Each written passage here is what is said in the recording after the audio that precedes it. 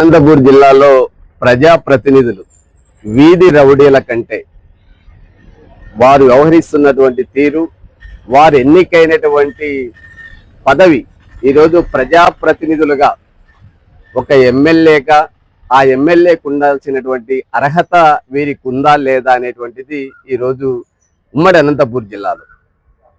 వీధి రౌడీలన్నా గతంలో చాలా హుందాగా వ్యవహరించేవారు. వీరు ప్రజా సమస్యల పట్ల ఏ రోజు గలం విప్పినటువంటి పరిస్థితి లేదు.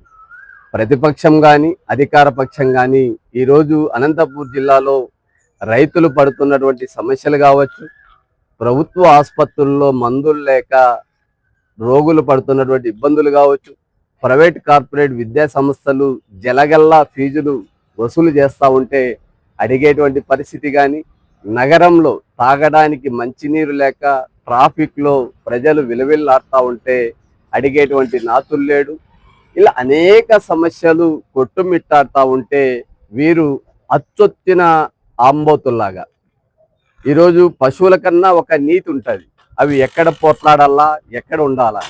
అనంతపూర్ నగరం హై సొసైటీ ఉన్నటువంటి ఒక కలెక్టర్ గారు ఇక్కడే ఉంటారు, జిల్లా ఎస్పీ గారు ఇక్కడే ఉంటారు, రిటైర్ అయినటువంటి ఎంప్లాయీస్తో పాటు అనేక మంది పిల్లల భవిష్యత్తు గ్రామాల నుంచి వలస వచ్చి తమ పిల్లల్ని ఉన్నత చదువులు చదివించాలా అనేటువంటి ఆలోచనతో నగరంలో సెటిల్ అయ్యి ప్రశాంతంగా ఉంటుంది, శాంతి భద్రతలకు ఎలాంటి ఇబ్బంది లేకుండా ఉంటుందని వారు భావిస్తే ప్రజలకు బాధ్యతాయుతంగా వ్యవహరించాల్సినటువంటి ప్రజాప్రతినిధులు రాష్ట్ర వ్యాప్తంగా వారు చేస్తున్నటువంటి మాటలు, వ్యాఖ్యలు నిజంగా ఇలాంటి వారిన ప్రజలు ఎన్నుకోయింది అని చెప్పి ఈరోజు ఎక్కడ చూసినా కూడా సోషల్ మీడియాలో బూతులు, వారి సొంత పత్రికల్లో బూతులు, వారి సొంత ఛానల్లో, అంటే కేవలం తిడితేనే ప్రజాప్రతినిధులు అనేటువంటి చందంగా వ్యవహరిస్తూ ఎవరికన్నా కూడా బాధ్యత అనేటువంటిది వీరు ఎందుకు ఈ విధంగా వ్యవహరిస్తున్నారంటే ప్రజలని మభ్యపెట్టి ప్రజలకు అభివృద్ధి సంక్షేమ ఫలాలు దక్కకోకుండా వీరు రెండు ముఠాలుగా ఏర్పడి ఎవరు అధికారంలో ఉంటే వారు వ్యాపారాలు చేసుకోవడానికి, ప్రకృతి సంపదను కొల్లగొట్టడానికి. గతంలో ఫ్యాక్షనిస్టులు చాలా హుందాగా వ్యవహరించేవాళ్ళు. ఫ్యాక్షన్ జోను ఎవరు వాళ్ళకి ఇబ్బంది ఉందో ఆ జోన్లో మాత్రమే, ఆ కుటుంబాల మధ్య మాత్రమే, ఆ వర్గాల మధ్య మాత్రమే వైరం ఉంటూ భద్రత కోసం పోలీసు కూడా వారిని డేగ కన్నుల్లా చూసేది. కానీ ఈరోజు ఎవరు ఫ్యాక్షనిస్ట్లో ఒకవైపు కులాన్ని తీసుకొస్తారు, మరొక వైపు పార్టీలు తీసుకొస్తారు. వీళ్ళకి టికెట్లు ఇచ్చినటువంటి పార్టీ అధినేతలకు సిగ్గు ఉండాలి.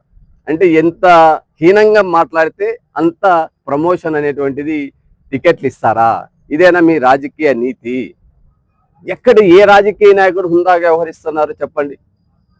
ఇది తాడిపత్రి మొదలుకొని ఉమ్మడి అనంతపూర్ జిల్లాలో. అందుకే ఈరోజు ఎస్పీ గారికి ఒక్కటే చెప్పాం, మొదట ప్రజాప్రతినిధులకి మీరు కౌన్సిలింగ్ ఇవ్వండి. మీరు రౌడీ సీటర్లకు కౌన్సిలింగ్ ఇస్తే రౌడీ సీటర్లని పెంచి పోషిస్తున్న ప్రజాప్రతినిధుల్లో మార్పు రాకపోతే ఆ రౌడీ సీటర్లోనూ ఎలాంటి మార్పు రాదు. ఎందుకంటే వారిని పెంచి పోషిస్తున్నది పార్టీలు, నేతలు. నిన్న చూసాం నగరంలో ఎంత పెద్ద ఎత్తున మంది మార్బలాంతో దాడులు చేసుకునేటువంటి దానికి కూడా టైం ఇచ్చి మీరు చేసినటువంటి పనికిమాల పనులకి, మీరు చేసినటువంటి నీతిమాలిన పనులకి ప్రజల్ని బలి చేస్తారా? పోలీస్ వ్యవస్థని బలి చేస్తారా? చివరికి పోలీసులను కూడా మీ ఇంటి పనులకు వాడుకునేటువంటి పరిస్థితి ఉందంటే నిజంగా ఇలాంటి ప్రజాప్రతినిధులు మనకు అవసరమా? ఇప్పటికే అనంతపూర్ జిల్లా వీరి ఫ్యాక్షన్ వల్ల 1989 నుంచి ఇప్పటి వరకు వందల కుటుంబాలు బలైందెవరు? బలహీన వర్గాలు. అనుభవిస్తున్నది ఎవరు? రెండు సామాజిక వర్గాలు. చంద్రబాబు నాయుడు ముఖ్యమంత్రి అయితే తన కులం ఆధిపత్యం, జగన్మోహన్ రెడ్డి ముఖ్యమంత్రి అయితే తన కులం ఆధిపత్యం. దేని మీద? మైనింగ్ మాఫియా వాళ్ళదే, రియల్ ఎస్టేట్ వెంచర్లు వాళ్ళవే. ఒక సామాన్యుడు ఈరోజు బతకడానికి ఎలాంటి ఆదరవు లేకుండా చేసి రెండు ముఠాలుగా ఏర్పడి, రెండు పార్టీలు కాదు ఇవి, ముఠాలు. ఈ ముఠాలు ఈరోజు నగరంలోకి చొరబడ్డాయి. అందుకే ఎస్పీ గారికి మేము క్లియర్గా చెప్పాం, మొదట ప్రజాప్రతినిధులు ఎలా వ్యవహరించాలో వారికి కౌన్సిలింగ్ ఇమ్మని చెప్పి రిజర్వేషన్ల పరిరక్షణ సమితి ఎస్పీ గారికి విన్నవించడం జరిగింది. పోలీస్ వ్యవస్థ కూడా ముఖ్యమంత్రి గారు మీరు కథలు చెప్తా ఉన్నారు. 77 సంవత్సరాల వయసులో కూడా మీరు కథలు చెప్పడానికి అలవాటు పడ్డారు. జరుగుతున్న వాస్తవాలు మీ కళ్ళకు కనిపించడం లేదా? ఎవరో యూట్యూబర్స్ నెగిటివ్గా ప్రభుత్వాల మీద మాట్లాడినారు అని చెప్పి కేసులు బనాయించి రకరకాల సెక్షన్లు బనాయించి తిప్పుతా ఉన్నారు. నడి వీధుల్లో నగరంలో సివిల్ సొసైటీ ఉన్నటువంటి నగరంలో ఈ విధమైనటువంటి ఒకరు తలలు నరుకుతామంటే ఒకరు మా బుల్లెట్లకి సమాధానం చెప్పుకోవాల్సిన అవసరం పోలీస్కి గన్మెన్ బుల్లెట్లు అయితే లెక్కాసారని చెప్పాలా, మా బుల్లెట్లకి లెక్క చెప్పాల్సిన అవసరం అంటే ఏమిది? నిజంగా అంత పాలేగల్ల వీళ్ళు. నిజంగా మీరు మంది మార్బలం లేకుండా, పోలీస్ సెక్యూరిటీ లేకుండా, గన్మెన్ లేకోకుండా తాడిపత్రిలో వారిద్దరిని అక్కడ వదలండి, రాప్తాల్లో వీళ్ళిద్దరిని ఇక్కడ వదలండి. వారికి మద్దతు ఇస్తున్న వ్యక్తులు ఒక సంక్రాంతి కోడి పందాలు ఈస్ట్ వెస్ట్ జిల్లాలో ఎలా జరుగుతాయో రాయలసీమలో ముఖ్యంగా రాప్తాడు నడి సెంటర్లో నేను మీకు రింగ్ ఏర్పాటు చేస్తాను, కొట్టుకోండి, తన్నుకోండి, కాల్చుకోండి. ప్రజలని మీకు నిన్న వచ్చినటువంటి యువతకి ఏం సందేశం ఇస్తున్నారు? ఆ యువతకి తాపి తినబెట్టి కేకలు, ఈలలు, రాళ్ళు, బీరు బాటళ్ళు, ఇదే మీరు నేర్పుతున్నటువంటి సంస్కృతి? ఇద్దరిని నిజంగా పోలీస్ యూనిఫామ్ పని చేసినట్లయితే ఏ పార్టీకి మీరు ఒత్తాసు పలకాల్సిన అవసరం లేదు. మీరు ప్రజలకి న్యాయం చేయడానికి ఐపీఎస్ చదివారు, హోంగార్డ్ మొదలుకొని రాష్ట్ర డీజీపీ వరకు ప్రజలకు బాధ్యత వహించాలి. మీరు పార్టీలకు కాదు బాధ్యత వహించాల్సింది. ఎవరు అధికారంలో ఉంటే వారికి గారు బాధ్యత వహించారు. మీడియా కూడా బాధ్యత లేని మీడియా, కులం మీడియా. ఏ పార్టీ అధికారం ఉంటే తప్పు చేసినా ఒప్పుగా రాయడం కాదు. సోషల్ మీడియా మిత్రులు కూడా చెప్తున్నా, వీరు మాట్లాడేటువంటి భాషను ప్రమోట్ చేయడం వల్ల సమాజాన్ని నాశనం చేసిన వారు అవుతారు. అలాంటి మీడియా సమావేశాన్ని బాయ్కాట్ చేయండి. ప్రజాప్రతినిధులకు ఉండాల్సిన అర్హత ఏముంది?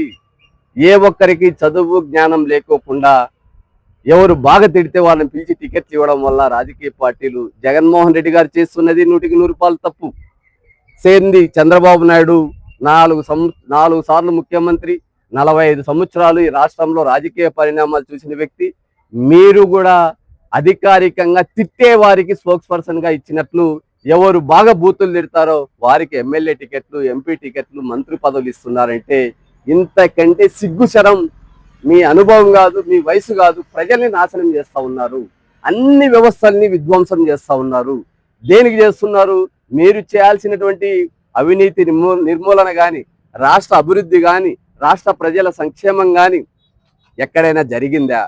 లక్షల కోట్ల అప్పులు ఒకవైపు చేస్తున్నారు, లక్షల కోట్లు దోపిడీ మరొక వైపు చేస్తున్నారు. కానీ ప్రజలకి మాత్రం మేలు జరగలేదు.